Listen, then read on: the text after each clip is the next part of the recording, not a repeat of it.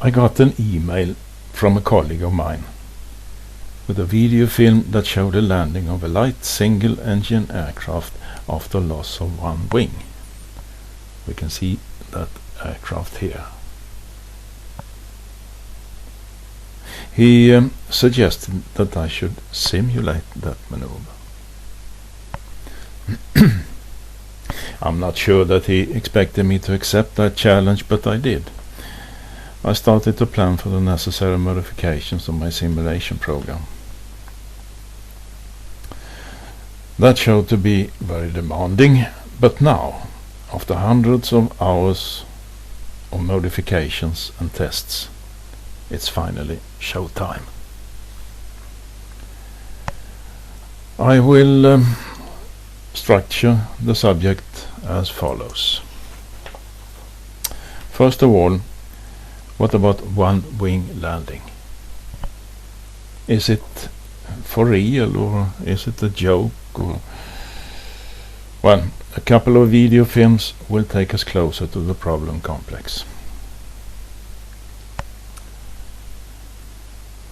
Under simulation, I will then describe the aircraft that was simulated, that is our test object. I will also describe to some detail the specifics of the simulation program, like the model and how it is maneuvered during the simulation, for instance. The simulation result is presented as time history, diagrams, and geometrical projections of the flight path. I will go through them to some detail, of course. And finally, I will deliver a conclusion regarding the realism of a full-scale one-wing landing, plus a good advice, free of charge.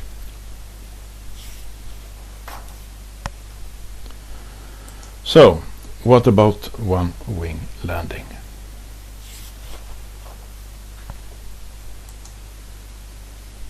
Is it really possible? Is it realistic? Can it be done in real life? Let's have a look at the video that started this job. Here I have to adjust a little bit. So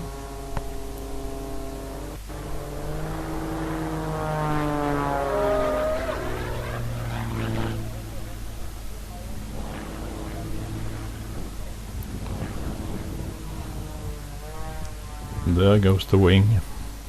Where's his right wing? He's just lost his wing.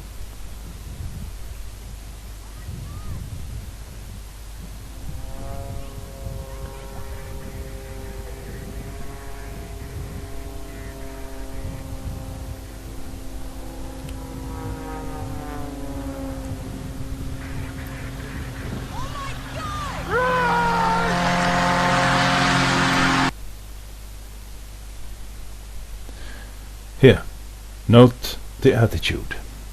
Theta is about 35 degrees. Gamma is about, say, -5 degrees, which means we have a beta of about 40 degrees. Let's remember that till we see a simulation later on.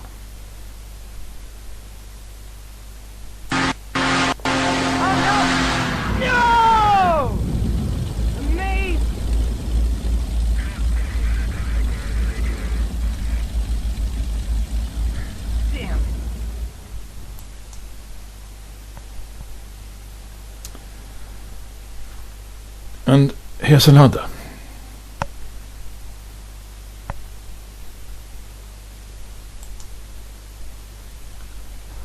Let's stop it again to adjust the size of the screen. So he says max rudder right in that case, and he has the direction only with elevator.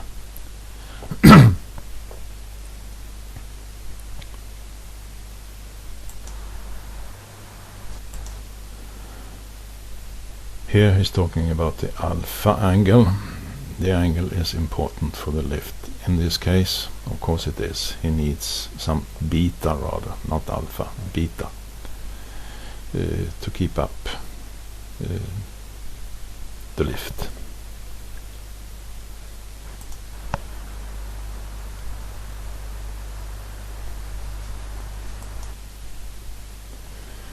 Now he eases off from the rudder and he rolls up to horizontal. And then he pulls elevator, as he says, to hold the tail down.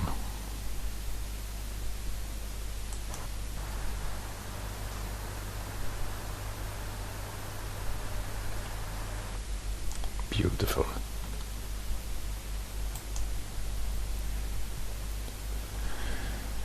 It can be done with a model aircraft, definitely, which normally has lower wing loading and higher thrust to weight ratio. But does that mean that it can be done with a full-scale aircraft? Because we actually don't know whether this was a model or a full-scale aircraft. Personally, I lean towards the thought that it is a real aircraft. I think it is, but I'm not sure. So let's state an hypothesis. It is possible to land a light propeller aircraft after loss of one wing without further material damage or personal injuries.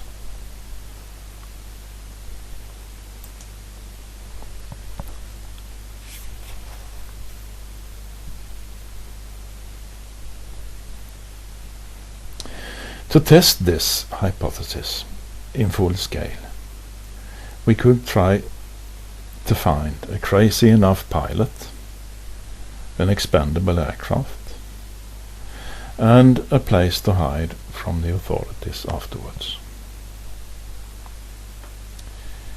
But a better way, as I see it, is to simulate the maneuver with a good enough simulation model, like this QSIM-X model. It simulates the dynamics of the Saab 91 Zafir, which is our test object. We need to make some assumptions regarding the effect of wing loss on the aircraft's aerodynamics, etc. There are neither flight test data nor wind tunnel test results for one winged flight. So there are cases where we need to use so-called educated guesswork.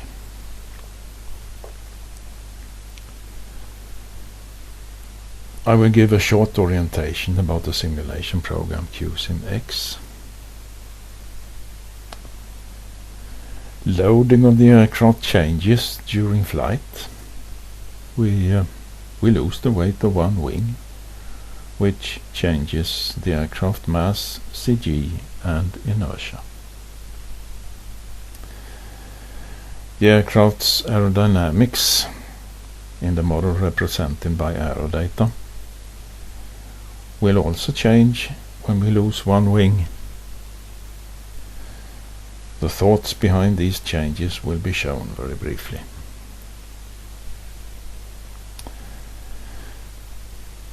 The simulated aircraft is governed or controlled by automatic control. I will briefly describe the method for that.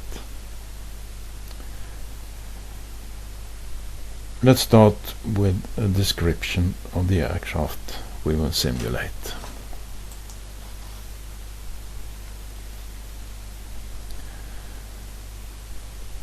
Our test object, the Zafir, first flew in 1945. There were 323 units built in 5 versions. The Zafir, the Saab Zafir as its correct name is, the Saab Zafir was used by the Swedish, Norwegian, Finnish, Austrian, Tunisian and Ethiopian air forces as a basic trainer. It is still today a popular aircraft, not least for classical aerobatics. You can see a little more about it on this address here. Let's have a look at the film I found on the internet earlier.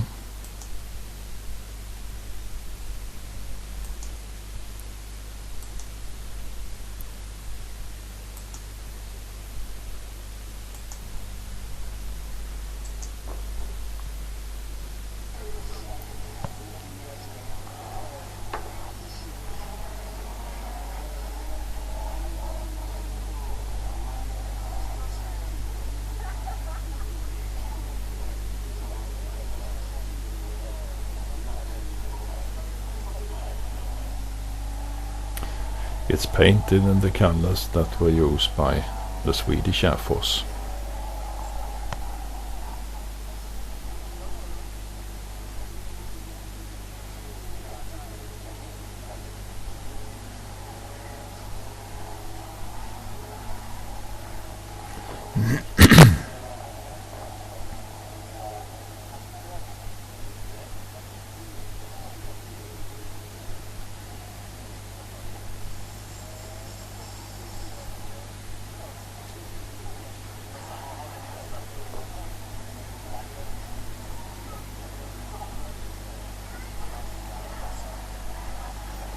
It's a beautiful aircraft, isn't it?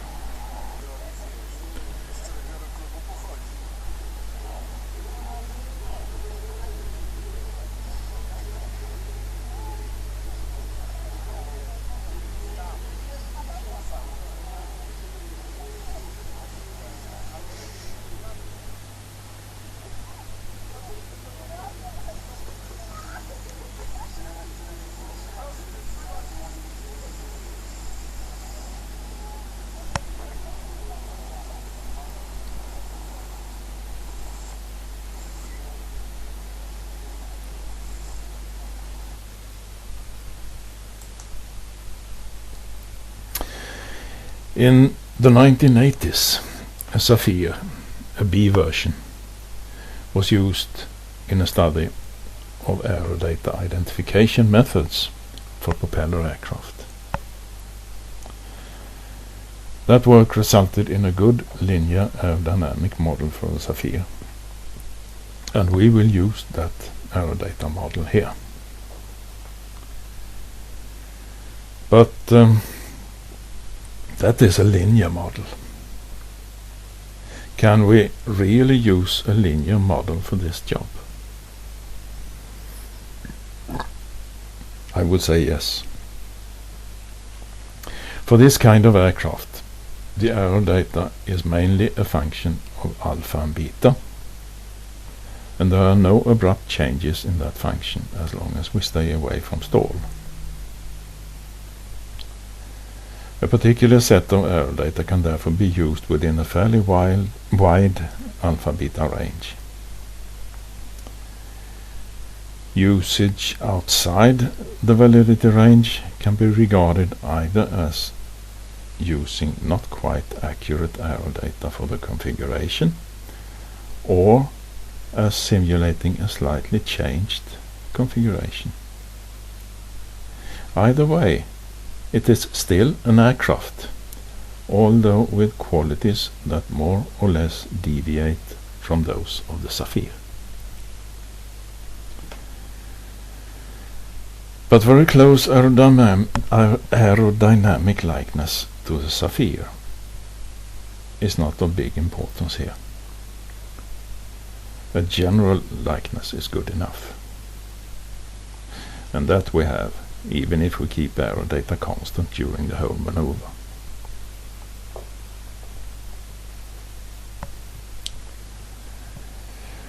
The type drawing to the left tells the overall measures, like span 10.6 meters span, and length 7.9 meters.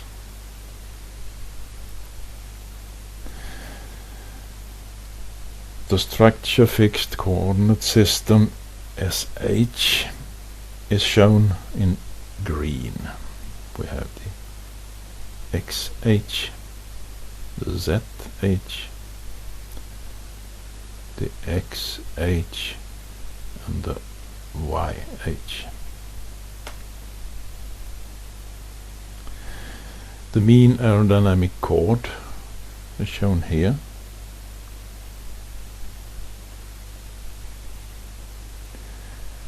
The CG of the right wing, the wing that we will drop later on, is also marked. That's here.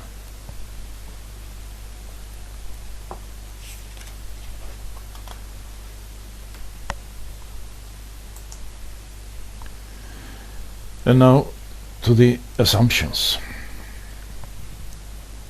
The left part here shows a few definitions and assumptions that we need to make. The right part shows the details of the aerodata changes caused by loss of the right wing. There is of course no point in going through all this in detail now on here.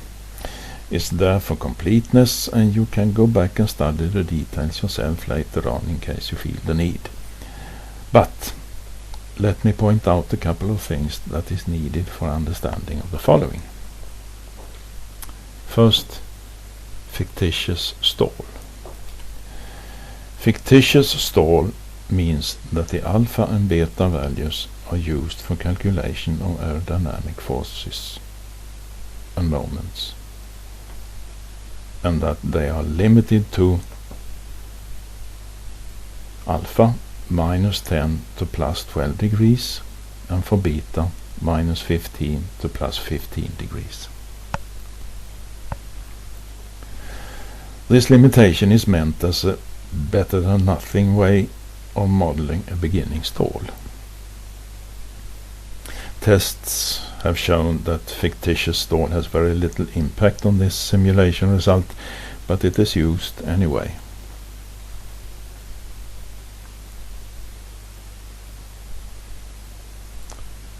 So, once again, alpha and beta dependent forces and moments are kept constant outside -10 to 12 for alpha and -15 to 15 for beta.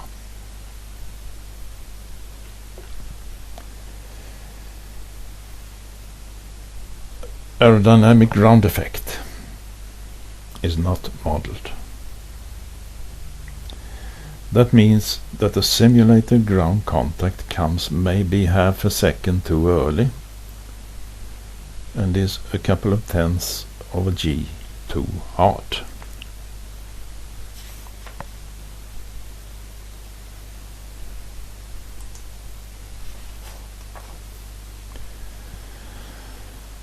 This is the front page, the main maneuver panel of the simulation program QSIM-X.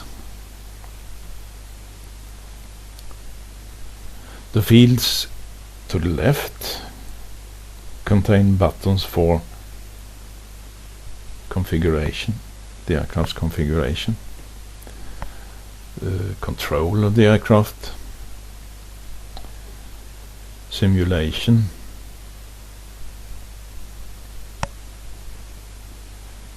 and result. The fields to the right contain buttons for the program and the aircraft. Under the program you find user's guide, practices and some theory.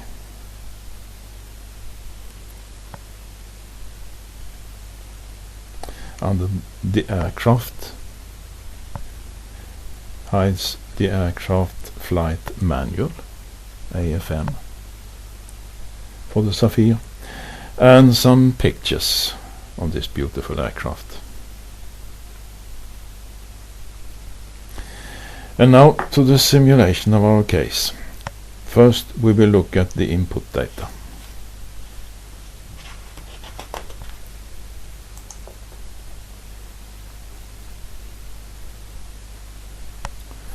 This is the screen for loading of the aircraft. It is divided in before TD and after TD, separated by this vertical line here. TD is the time for drop, meaning drop of load. The real meaning is change of load and or aerodynamics. So let's have a look at the left part, time up to TD. The standard variables for loading are set here, like fuel amount, etc. Fuel and luggage and pilot and co-pilot and passenger.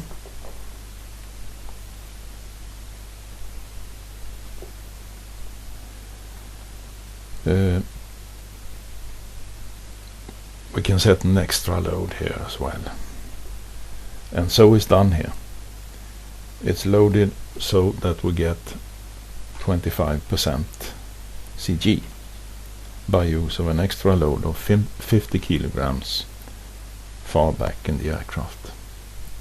4.25 I suppose is somewhere around here back in the aircraft. The diagram shows the allowed mass CG envelope and the actual point, the CG of the aircraft as it is loaded. The data we can see here. The mass is 1009, that's here, and the CG is 25.1% MAC, that's here.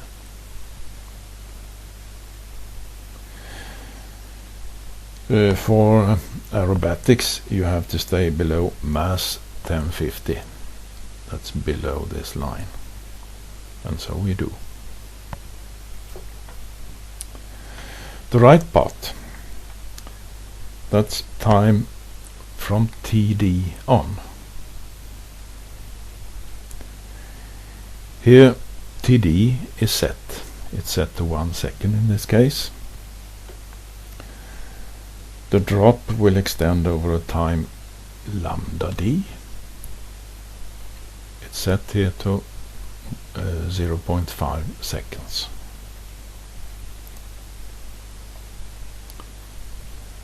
A load of 50 kilograms, the weight of a wing, is dropped from a position corresponding to CG of the right wing, here. This means that the right wing disappears, load-wise, that is. Then of course the aircraft mass, CG, and inertia get new values, as we can see here.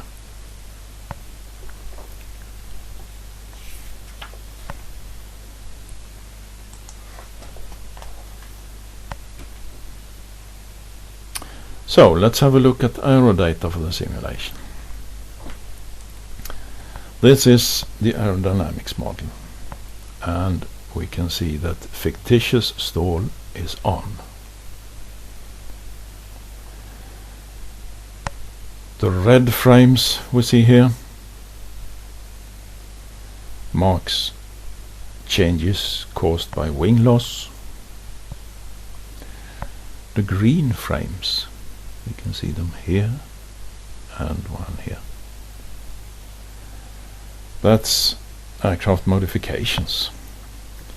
Aileron and rudder are improved relative to the Saphir.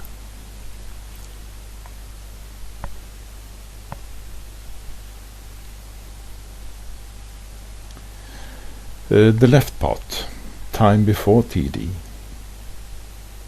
We have CMX delta A was increased by a factor 2.5, and so it got the value of 0.3. That means the aircraft was modified so that the aileron stretches on the whole span. CMZ-DR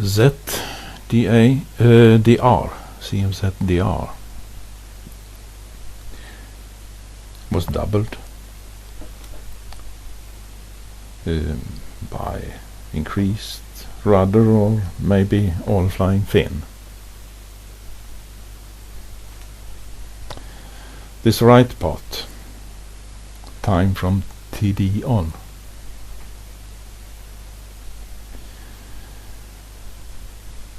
CMX delta A was halved because one wing is missing. CMX delta A was halved. It was 0.3 before, now it is 0.15. Since one wing is missing. CN delta A rises because one part of the force pair is lost.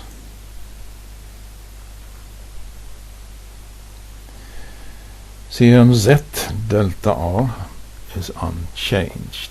CMZ delta R, that's unchanged. That's your moment due to rudder, and that is not changed. CT0 and CT alpha are reduced. CT0 and CT alpha are reduced since contribution from right wing is missing. CN alpha is reduced to 60% by the thumb.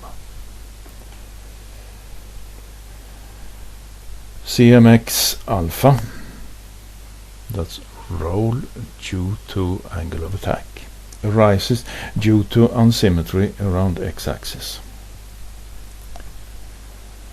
CMZ alpha arises also due to unsymmetry around z-axis.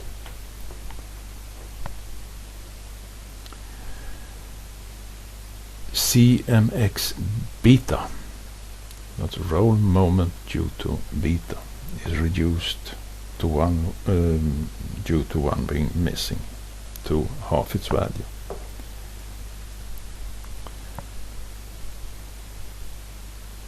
CMXP is reduced due to one wing missing to half its value.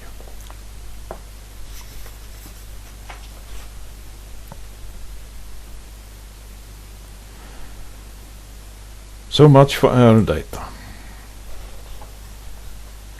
This is the panel for automatic control, for programming the automatic control of the model.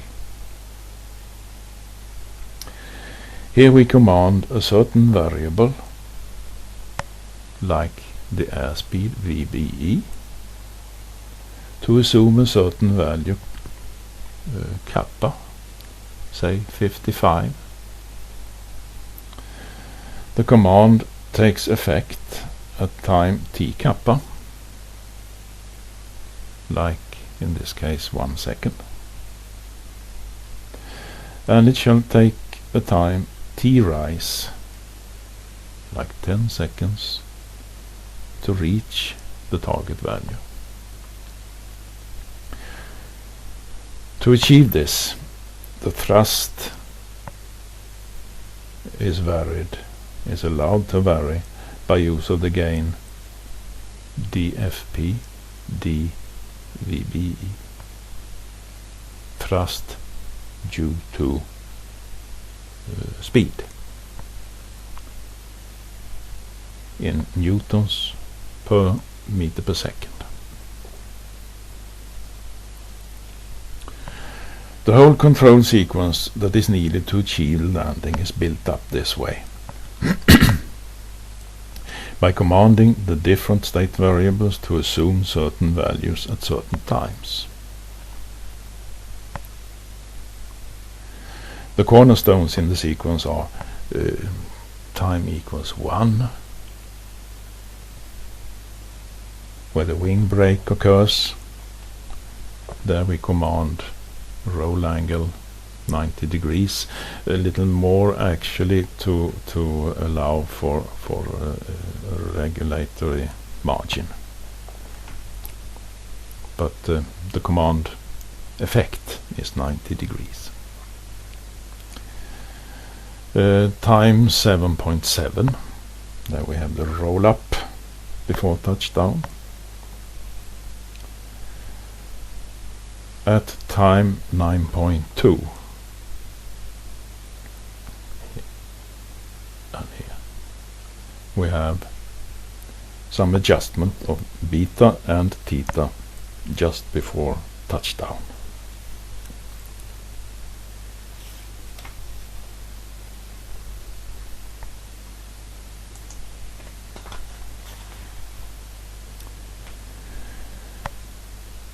And now to the simulation result. It is presented as 3 time history diagrams, one for pitch, one for lateral, and one for control data. And for the flight path, a vertical and a horizontal projection.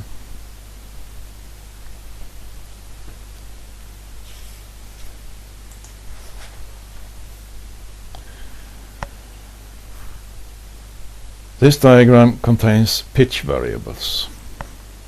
We have speed here, that's Vt, V true, and Ve, that's V equivalent in meters per second, that's this axis, and here we have Vt and Ve,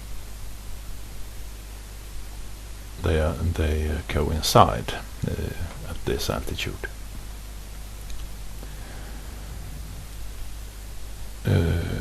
We have the altitude here in meter. Here's the curve. That's the touchdown.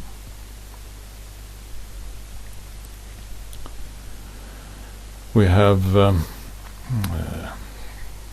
angular rate, pitch angular rate, omega y. That is the squares.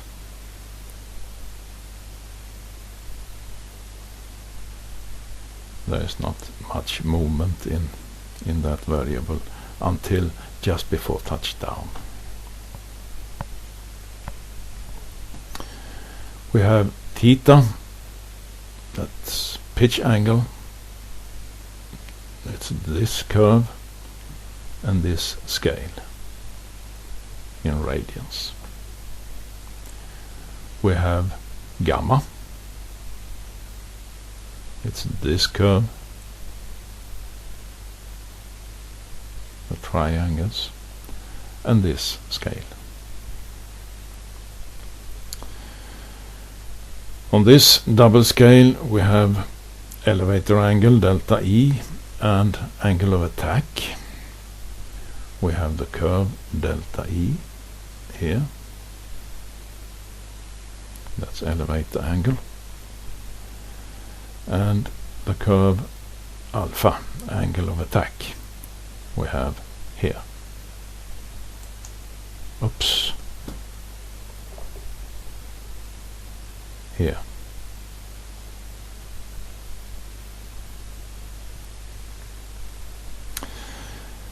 And finally the load factor scales, NX and NZ on this scale.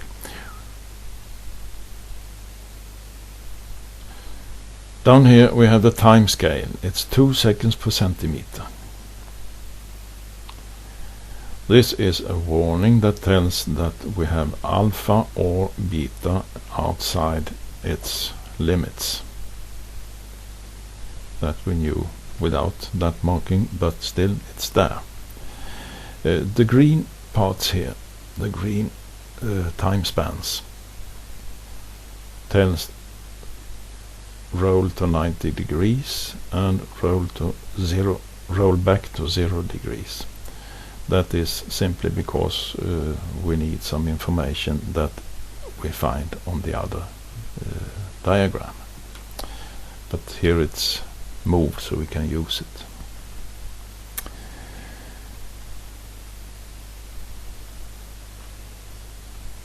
Well, alpha is of little interest in this case, except for the roll-up, where alpha is way out for a second or so, but that time interval is too small for anything serious to happen. And we should note that fictitious stall is on. Let's have a look at alpha. It's here, we have the scale here, so this is minus 0.2, minus 0.25 radians. Here we have an angle of attack of 0.2, 0.3, 0.4, that or more than 20 degrees of angle of attack. But for error data we have this fictitious stall on, so the aerodynamics won't notice that angle of attack is out there.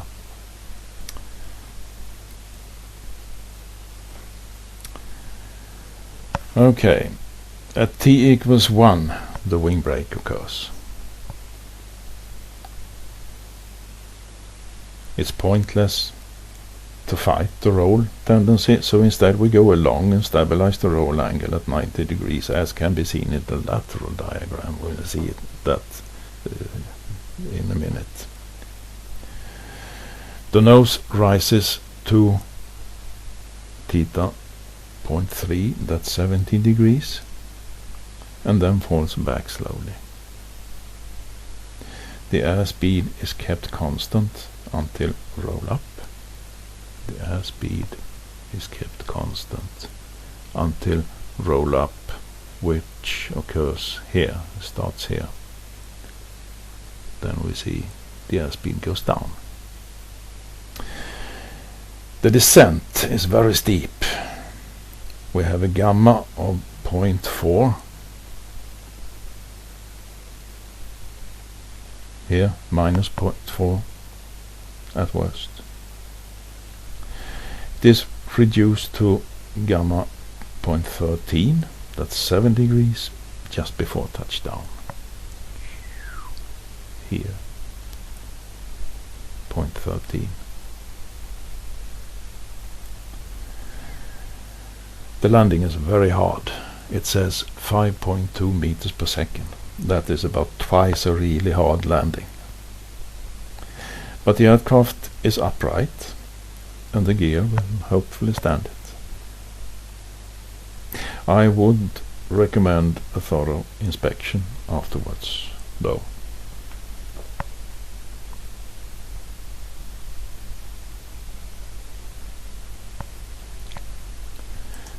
Now let's have a look at the lateral variables.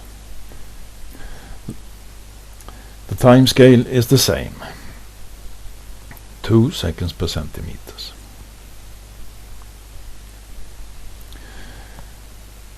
The airspeed scale and altitude scale and their curves, they are repeated from the pitch diagram, just for the viewer's comfort. The rest is roll rate and yaw rate in radians per second. We have beta. Beta is the plus signs here, and the ny, the load factor, the y load factor. That's the squares here.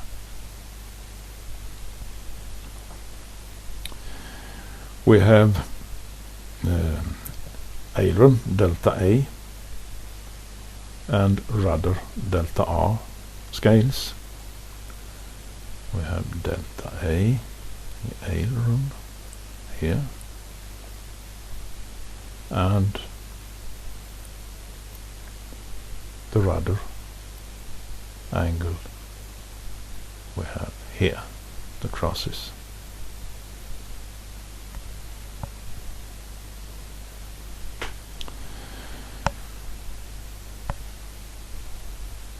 And finally we have psi of C, phi or phi, however you pronounce it,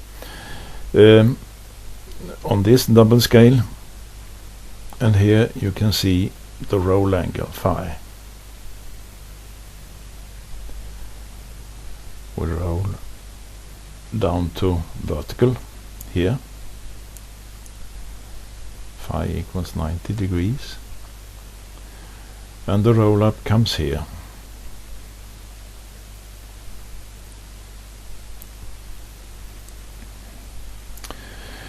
Phi is going to 1.57 here. That's 90 degrees when the wing breaks. The wing breaks here.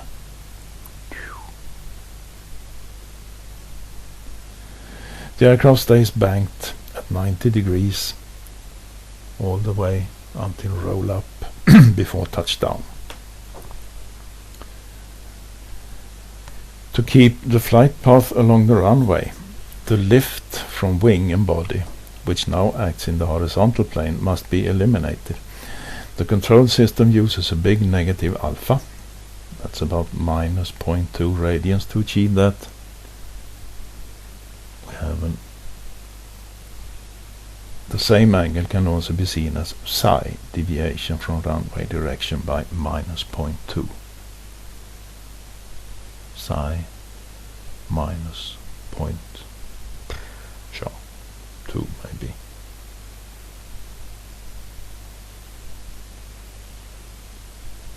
Here we can see beta equals 0.7 radians, that's 40 degrees, just before roll up, just as we saw in the fin, the first fin. Did you remember? The flight path is steeper for the Sapphire, possibly due to higher weight.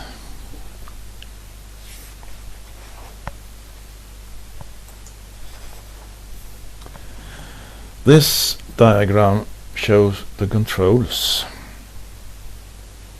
thrust included. We have aileron and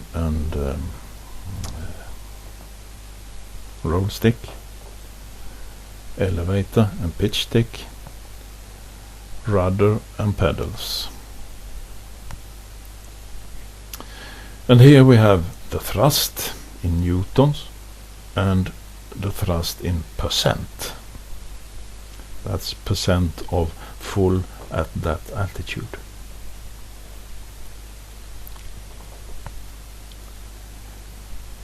The interesting thing here is the use of thrust.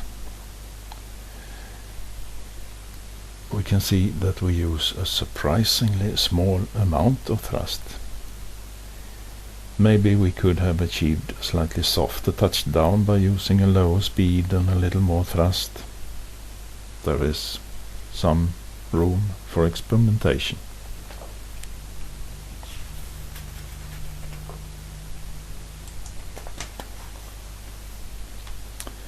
This shows the flight path projected on a vertical plane. There are 2 seconds between the symbols on the curve. The scale is 50 meters per centimeter on both axes, so this is really how it would look to a viewer at some distance on the ground.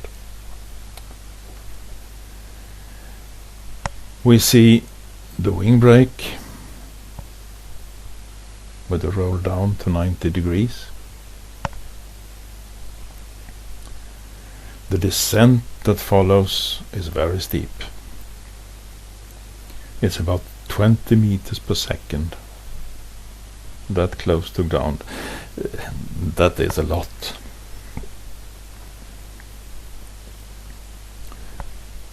The roll up takes place between 55 and 30 meters. So for the last 30 meters or 3 seconds or so, the aircraft is wings level, actually. In the films we saw the wings level part before touchdown. It's much shorter. Again, this might be a sign that tells you that we could do better. On the other hand, we know for sure that the simulation uses the aero data and mass data of a full-scale aircraft. And it seems that we need these last 3 seconds to reduce the sink rate to a reasonable level. So maybe it is not that far from optimum after all, with this comparatively heavy aircraft.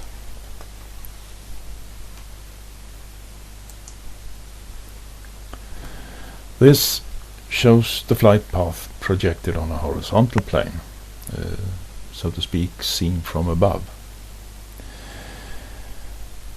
The deviation from the straight line, the straight line being the runway direction, is about 10 meters at most. And that is, I think, good enough.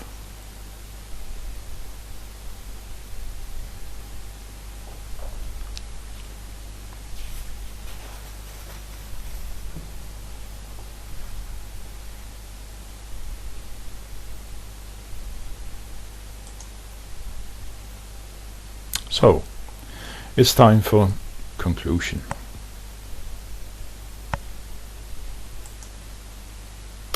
And the bottom line is, you can make a one-wing landing with a full-scale aircraft without further damage or injuries. But a good advice is, don't try it.